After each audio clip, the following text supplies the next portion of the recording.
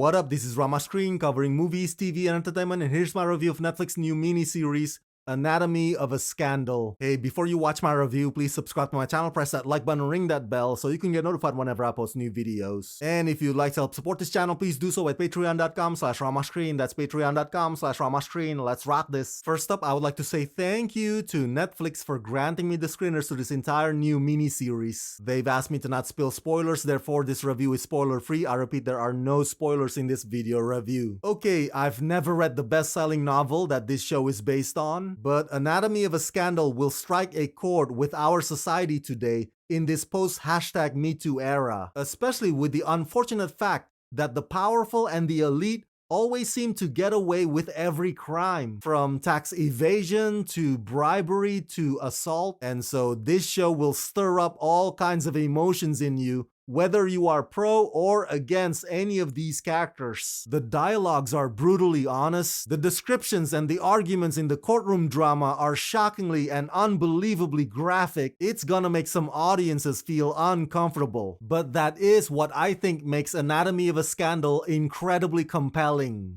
Based on Sarah Vaughan's book, created and developed for TV by David E. Kelley and Melissa James Gibson, Anatomy of a Scandal infiltrates Britain's elite through personal and political scandal, where the truth lies between justice and privilege.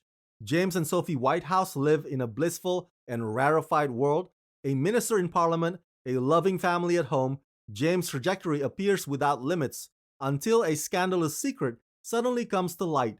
Barrister Kate Woodcroft has a trajectory of her own, and her prosecution threatens to tear into Westminster, the White House marriage, and her own personal esteem. There are 6 episodes total, each runs roughly an hour long, give or take. And when I heard that David E. Kelley was developing this project, I said I'm sold. I've been a big fan of every show that David E. Kelley has created over the years. His name is synonymous with great TV storytelling. Now, Anatomy of a Scandal is obviously a one-off, meaning there's not gonna be any continuous seasons or any type of follow-up, but that's a good thing because as a standalone, these 6 episodes are already very impactful. Now, if I were to retitle it though, I'd probably call it Characters Trying Really Hard to Remember Their Past. Because throughout the show, the 3 leads are constantly doing their best to unlock what they had previously repressed in their memories about themselves and about the people that they think they can trust. Each episode keeps chipping away at it as every layer gets revealed. As I implied earlier, the arguments for both sides are so strong and raw that it keeps you cautious and nervous about who you want to believe. Rupert Friend's character, James Whitehouse, is very skilled at spoken words. He can sell an igloo to an Eskimo, so he always knows how to wiggle his way out of his wife's suspicion. But that's not all. The dissenting opinions and testimonies in the court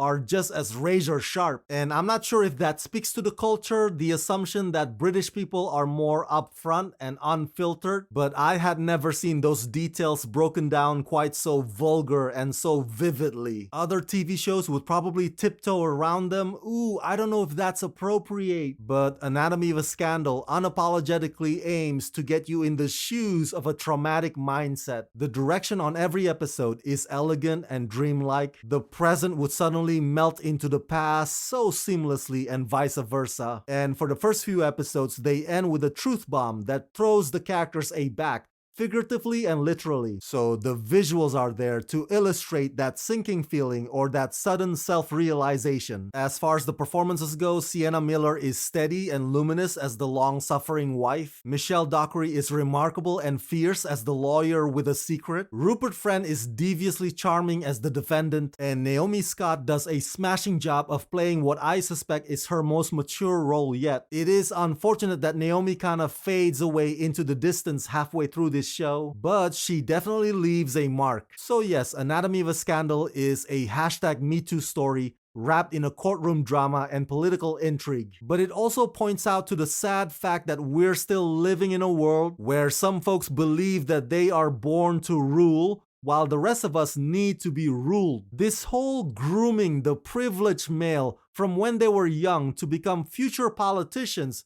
is sickening because they've been in a bubble all their lives. So what the hell do they know about the struggles of the working poor, let alone their own constituents? And so Anatomy of a Scandal may have its clear objective, but its themes are wide-ranging and far-reaching.